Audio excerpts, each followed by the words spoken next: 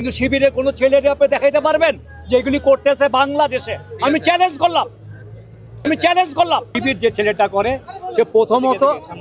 সে প্রথমত 5 ওয়াক্ত নামাজি, সে ইনলিগ্যাল কিছু করে না, সে পড়ালেখা করে রেগুলার, সে হোস্টেলে থাকে, সে পড়ালেখা বা যেখানে থাকে সে রেগুলার পড়ালেখা করে, ঠিক আছে।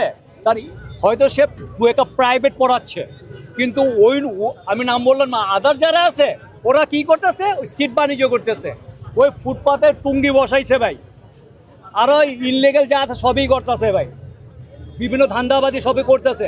কিন্তু শিবিরে কোনো ছেলেরা আপনি দেখাইতে পারবেন যে এগুলি করতেছে বাংলাদেশে? আমি চ্যালেঞ্জ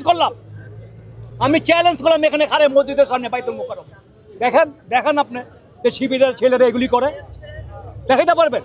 শিবির বাদ দিলাম, আমাদের জামাতের কোনো নেতা কর্মীরা দেখাইতে পারবেন তার ইনলিগ্যাল কিছু আছে? আমাদের জামাতের নেতাদের নামের আগে দেখেন একটা ডাক্তার ডিগ্রি আছে। আপনি কয়টা রাজনৈতিক দলের আছে? নাই।